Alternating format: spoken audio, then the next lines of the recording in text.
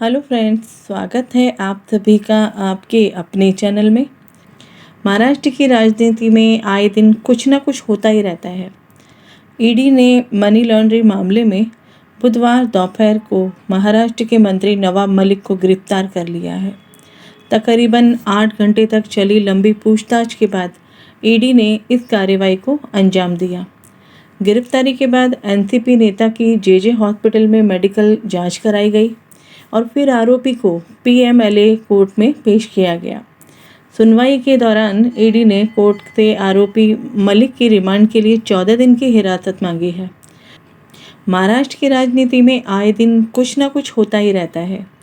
ऐसे में एनसीपी नेता नवाब मलिक की गिरफ्तारी के बाद बीजेपी पार्टी की तरफ से भी उनके इस्तीफे की मांग तेज हो गई थी। नवाब मलिक को मनी लॉन्ड्रिंग केस में गिरफ्तार किया गया। ऐसे में कई सवाल उठते हैं कि अब नवाब मलिक को इस्तीफा देना ही पड़ता। क्या अब महाराष्ट्र में महाविकास आघाड़ी सरकार की उल्टी गिनती शुरू हो गई है? ज्योतिष के द्वारा हम ये जानने की कोशिश करते हैं कि आगे आने वाले समय में महाराष्ट्र में ऐसा क्या हो सकता है। मिथुन राइजिंग लग्न है महाराष्ट्र की कुंडली में, जिसमें सेकंड लॉर्ड चंद्रमा है और लग्न पर 8th Lord, 9th Lord Saturn और 7th Lord, 10th Lord Jupiter का एस्पेक्ट है और ये दोनों ही वक्री अवस्था में हैं धनु राशि में। लग्न जो है वो राहु के नक्षत्र में है और लग्न का चंद्रमा जुपिटर के नक्षत्र का है। इसी वजह से महाराष्ट्र की राजनीति में आए दिन कुछ ना कुछ नए नए मामले सामने आते रहते हैं। 7th हाउस में वक्री जुपिटर है, वक्री सैटर्न है। 7th हाउस मुंडेन एस्ट्रोलॉजी में साझेदारी का हाउस होता है, आपसी समझौते का हाउस होता है। ऐसे में दो बड़े और मेन प्लैनेट्स का वक्री होना और फिर लग्न को दृष्टि देना बहुत कुछ इंडिकेशन देता है, क्योंकि लग्न भी इसी वक्री जुपिटर के पुनर्वसु नक्षत्र में है। यहाँ से जुपिटर 11th हाउस के एग्जॉल्टेड सूर्य को देखता है, 12th लॉर्ड वीनस को देखता है।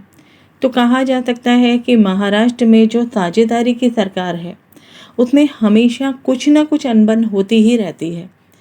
7th हाउस में दो वक्री ग्रहों के होने से वर्तमान सरकार में स्टेबिलिटी शुरू से ही नहीं थी।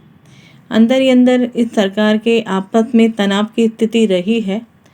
ज्योतिष के आकलन से भी ये सरकार 2021 में गिरने की पूरी कगार पर थी और बार बार ऐसे हालात भी बने थे कि अब सरकार गिर जाएगी। लेकिन ये राजनीति है और ज्योतिष जो है वो देश काल पात्र के हिसाब से चलती है। 2021 का समय महाराष्ट्र की राजनीति के लिए अच्छा समय नहीं था। कभी अनिल देशमुख को लेकर, कभी सचिन वाजी को लेकर, कभी परमवीर सिंह को लेकर, तो कभी आदित्य ठाकरे को लेकर या फिर समीर वानखेड़े को लेकर के। लेकिन कोविड के चलते ये सरकार चलती ही रही और किसी भी तरीके का एक्शन फुलफिल नहीं हो पाया। अभी मंगल का ट्रांजिट भी इसके 8th हाउस में होने वाला है, जो इस कुंडली का 6th लॉर्ड है। 6th हाउस और 8th हाउस दोनों ही त्रिक भाव माने जाते हैं। ऐसे में अभी मंगल यानी कि 6th लॉर्ड का 8th हाउस में जाकर एग्जॉल्टेड होना, वो भी कुछ समय के लिए। वहाँ पर 12th लॉर्ड शुक्र भी मंगल को अष्टम भाव में ज्वाइन करेगा उसके अगले दिन, और जो 4th हाउस के राहु से ट्राइन से रिलेशन बनाएगा। 4th हाउस मुंडेन एस्ट्रोलॉजी में जनता का भाव होता है, जनता की सुख सुविधा का भाव होता है। ये जो कॉम्बिनेशन बनने वाला है महाराष्ट्र के कुंडली में, ये अभी बहुत बड़े बड़े हंगामे करने वाला है। एक्सप्लोजन वाली स्थिति बन सकती है और अप्रैल के बाद बहुत कुछ देखने को मिलने वाला है महाराष्ट्र की राजनीति में। सप्तम भाव के वक्री गुरु और वक्री शनि बहुत कुछ कहते हैं। बहुत कुछ ऐसा वहाँ हो रहा है जो दिख भी रहा है और जो छिपाया भी जा रहा है। दो ही पार्टी जो है वो वहाँ पर ज़्यादा रोल में रहती हैं, एनसीपी और शिवसेना। अब इन दोनों पार्टियों में फूट पड़ती हुई भी दिखाई दे रही है। नवाब मलिक की गिरफ्तारी के बाद ये दो ही पार्टी सबसे ज़्यादा हलचल में है और हमेशा ये दोनों ही किसी भी तरीके के काम में इन्हीं का नाम सामने आता है। महाराष्ट्र की राजनीति में जब भी कोई नेता अरेस्ट होता है तो उसे रिज़ाइन करना पड़ता है, लेकिन यहाँ मैटर बहुत ज़्यादा उलझ गया है। जहाँ एनसीपी अपने नेता को बचाने के साथ साथ उन्हें इस्तीफा ना देना पड़े उसके लिए फ़ाइट करती है और शिवसेना चाहती है कि उन्हें रिज़ाइन करना पड़े। क्योंकि नवाब मलिक अरेस्ट हो चुके हैं। इसलिए दोनों ही पार्टी में मतभेद बहुत ज़्यादा बढ़ जाते हैं। तो ऐसे में उनसे रिज़ाइन करवाया गया।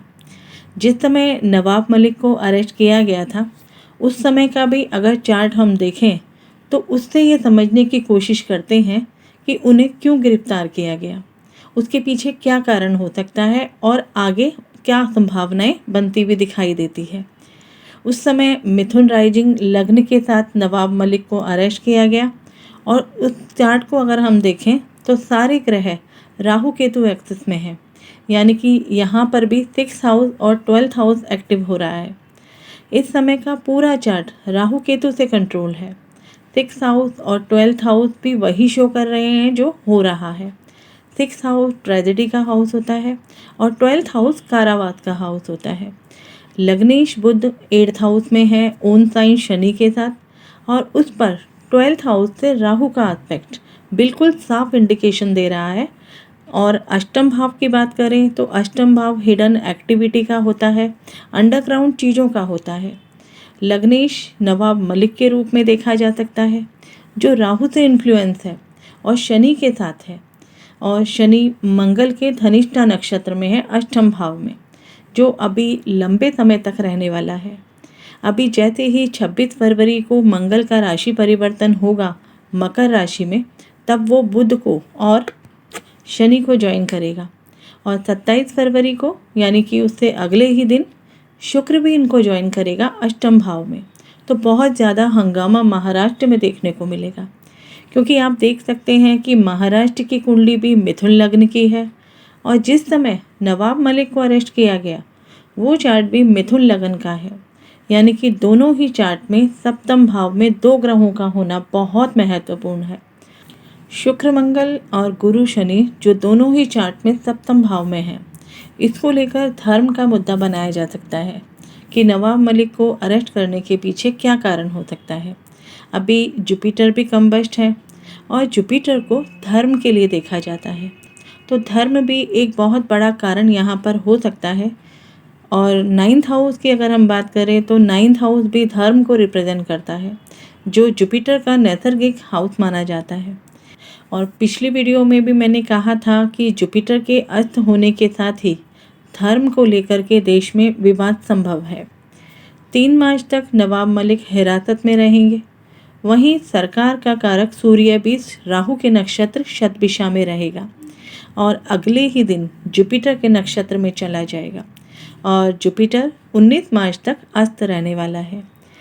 जब तक ये अस्त रहेगा तब तक इन पर कानूनी कार्रवाई हो सकती है, लेकिन जैसे ही बुध भी उसी समय अस्त होगा तब नवाब मलिक को बचाने की पूरी कोशिश की जाएगी, यानी अप्रैल 2022 तक। अपने वोट बैंक बचाने के लिए शरद पवार एनसीपी के अपने लीडर को बचाने की पूरी कोशिश करेंगे और इस वजह से दोनों पार्टियों में यानी एनसीपी में और शिवसेना में अलगाव की स्थिति भी बन सकती है। क्योंकि इस समय अगर हम दशा की बात करें तो दशा भी शनि में शनि की ही है और शनि जब अपने रोल में आते हैं तो न्याय जरूर करते हैं।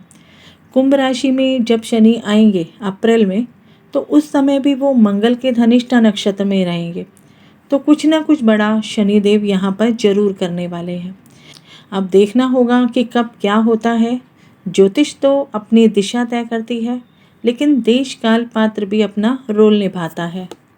इसलिए यहाँ ये कहा जा सकता है कि ये जीवन भी शतरंज के खेल की तरह है और यहाँ खेल ही हो रहा है जो ईश्वर के साथ खेला जा रहा है और हर इस चाल के बाद अगली चाल ईश्वर चलता है।